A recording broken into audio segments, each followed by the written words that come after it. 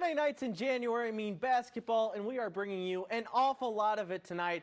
Welcome into 5 on your Sideline. I am Corey Miller, and we have a number of the best teams in the area to showcase tonight. No kidding, Corey. That's right. I'm Annie Kroll, and we even had some tournament championship games tonight as well. So let's dive into the highlights right away. All right, you're up first. Arguably the game of the night, Liberty taking on De Smet for the Circle 7 tournament championship game hosted at Parkway West. Spartans getting hot early, seeing a sea of red in front of him. Dylan Duff finds Jordan Boyd underneath.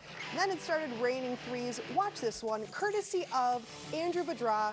This one is good for 3 for Liberty. He likes it. Oh yes, De Smet's Riley Massey says, I can do that. Puts it in, but Badra was not done yet. He can also score inside the paint. Watch this one, goes up, it goes in, and he's pumped up, fired about it, getting a foul as well. Okay, one more three-pointer, I promise. It's gonna be Dylan Duff again from deep, and that's gonna put De Smet over Liberty. De Smet 53, Liberty 50. Great game.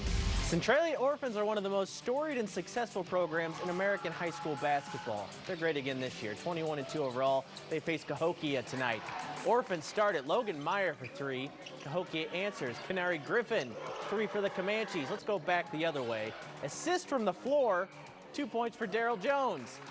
Cahokia, Cornelius Griffin, he hits from downtown, and then back to Centralia one last time. Dustin Collins doing some work in the paint. He gets a 2-point finish. Orphans get another win, 68-51 over Cahokia.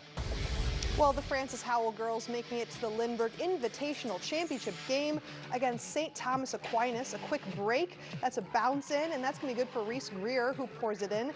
Then an overhead pass to Emma Hoffman, the junior getting 2 more for the Vikings bench. They're fired up. One of the best plays for Francis Howell of the night. Michaela Gavlik takes it alone, puts it in, pours that one in. Let's watch it one more time, just slow down a bit. The freshman. Oh, nice. Pirouettes it in. Sadly, not enough for Francis Howell. Their final score ends up being 25 as the Saints win with 54. I spent 20 years here. I got a big piece of my heart that's orange and black, and I love this place. And you know, I'm their biggest fan, and it's weird. You know, I never dreamed of sitting on that visitors bench like we will tonight, but the cause makes it all worthwhile. Jay Blossom won over 400 games at Webster Groves, but tonight he was back leading Principia, all for a good cause. It was the Adam Millett Classic to support the family of a fallen former statesman. Look at that move from Principia's Jalen Edwards. That was filthy. On the other end, it's the force for Webster Groves. Isaiah Purvey in the paint. That's automatic for a bucket. You know, Coach Blossom's squad would play tough, though. Ben Okoro, rebound, put back for 2. Then we had a bit of the Scotty Atkinson show. The sensational freshman finishes twice in the paint here. Both impressive. He's a stud, folks. This was a great game on a great night overall, and the home squad of Webster Groves gets a close win, 51-49. Well, that will certainly work, Corey. Over to John Burroughs. Bombers hosting Westminster. Wildcats with a late surge. Will Powers sinks this one for 3. Not many players can score in front of the towering Tristan Reed, but watch this one. Westminster's Toby Akinyed did right here. Nice move. Reed had enough of that. Oh! Look at the monster block, just rude. On the other end, Burroughs' other star, big man Sheik Pearson, throws down a dunk. Love to see it. And Burroughs gets the win, 55-51 over Westminster. Now to Granite City, Warriors hosting Belleville East. Heads up play from East. Xavier Moody, interception, touchdown. Oh, okay, wrong sport. You get what I was going for. Here comes Granite City. Great inbounds play. Ends up in a Milton Dowell triple for the Warriors. Let's go back to East. Tallis Lowry, spin move gets him open, and he drains the jumper. East goes on to win this one, 50-38.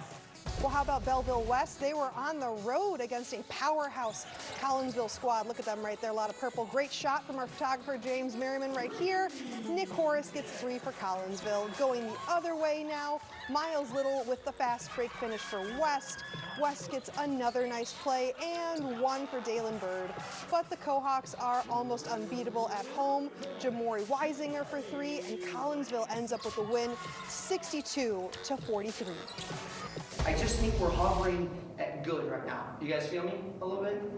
All right? And I think we have so much more potential to be great.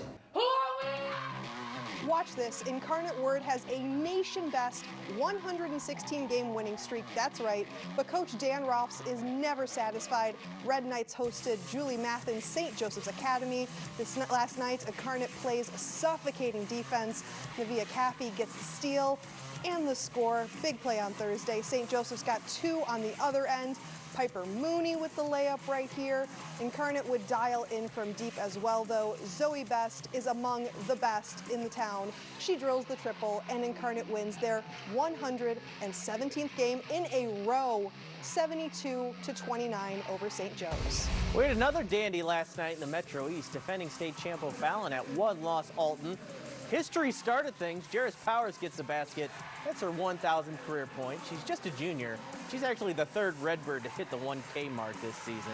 O'Fallon would answer. Demijah Bowles, tough finish in the lane. But the Redbirds were just too good last night. They started to hit from deep. First, it's Kayla Lacey. And then look at the step back from Kyoko Proctor. Ooh, that's cold. Powers would add to her point total. She beats the first quarter buzzer for a basket. Alton wins 52-47 to lock up the Southwestern Conference title. We are certainly not short on impressive programs in high school basketball around the St. Louis area. But when it comes to both the boys and girls teams dominating at the same time, Breeze Central may be the best of the bunch. Coming into tonight, Breeze Central had a combined record of 43-4 across the boys and girls programs. And listen to this, both the boys and the girls are ranked as the top team at 2A in the entire state of Illinois by the Associated Press. That's a lot of winning. And for a basketball crazy town like Breeze, this season has been an absolute thrill. It's just great here. The kids support one another. Our boys go support the girls girls come support us. A great girls basketball program, boys basketball program. It's just really, really fun to be a part of. We like to, hey, did you win last night? Oh, hey, how many points did you have? Traditionally it's a very strong basketball culture in the school, but this year I think even more so just because of, the overall level of success. I think there's a lot of, kind of buzz about both programs. I feel like in the hallway, it's anyone, like teachers, they're like, oh, when's your next game? How'd you do at this game? Like they're even giving me stats that I didn't even know. Well, 2 years ago, Wash U basketball made national headlines for the courageous fight of Justin Hardy. Hardy continued to play while battling stomach cancer and was an inspiration. Although we lost Hardy in May of 2022, he is not forgotten. Wash U proved that again tonight. Wash U wore Hardy Strong shirts. Justin's family was in attendance, and Wash U made a donation to the foundation in his name. Just a great night to honor an inspiring person. On the court, it was a great night as well as the Bears took on Carnegie Mellon. Here's Yogi Olaf. Nice move and floater. Then Will Grodsky spots up and nails the triple. He'd do it in the paint too. Nice cut and basket for the Bears right there, and he wasn't done yet. Another long bomb for the 3. That's good. Grodzinski had 21, and Wash U beats Carnegie Mellon 95-87. They are now 12-4 on the season. We have goals on the ice and on the pitch up next. We'll check in with the Blues and City SC coming up after the break.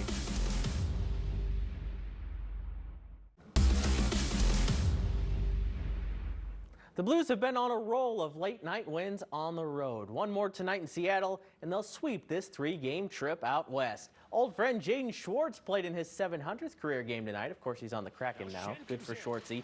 2 of Schwartz's Stanley Cup-winning teammates connected for the first goal tonight. Braden Shen to Oscar Sundquist on the power play. Blues up 1-0. Kraken would tie it. Brian Dumoulin, he gets that goal for Seattle. But look at this Jordan Biddington save. Oh, he's a beast. Right now, though, the Kraken have taken the lead. They lead 3-1 in the second period. Well, big day today for St. Louis City SC. The energetic soccer team's first preseason match on Friday in Florida ends in a very hard-fought draw. An admirable 2-2 final score against Nashville SC after a late comeback from a 2-goal deficit. Indiana Vasiljev and Sam Dinrine struck late in the second half to cancel out Nashville's goals for their preseason debut. The first one for Nashville, first one for us. We've got a bit of a target on our back, and we have to enjoy that phase. We have to enjoy that moment, and we have to up our intensity, up our mentality to overcome what teams are coming with, because they're coming strong and they're coming hard. So for us to work that out and figure that out during the game, and then to end the game the way we did, I thought it was a hell of an exercise. Mizzou news, while it's not official from the team just yet, ESPN and others are reporting that Missouri plans to hire Corey Batoon as the team's new defensive coordinator. Batoon was most recently the defensive coordinator at South Alabama, where his Jaguars defense was among the best in the country statistically.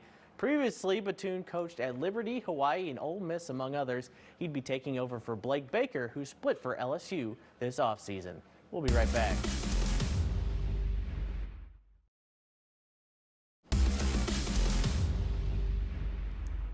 Well, if you're a fan of any of these three teams, I think you'd agree that really only one of them has brought any happiness this season. Well said, Corey. While it has been a rough season for Mizzou and SLU so far, Illinois is still ranked in the top 10, even though they suffered a loss last time. The Illini are looking to get back in the win column tomorrow after last game's loss to Northwestern on the road. Indiana is the next opponent up for Illinois, and Coach Underwood is confident his team will get back to its winning ways.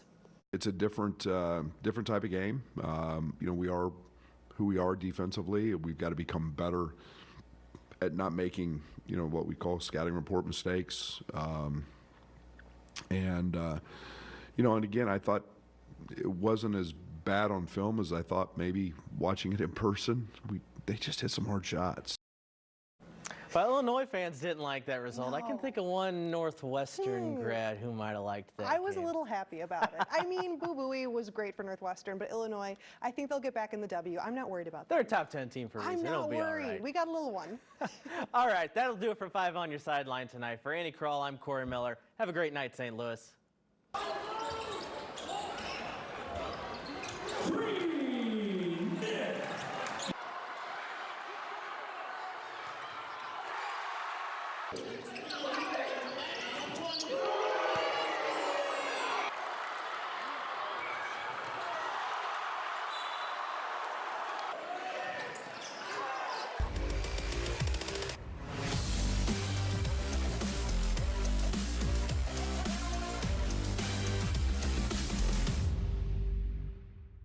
We are signing off for now, but don't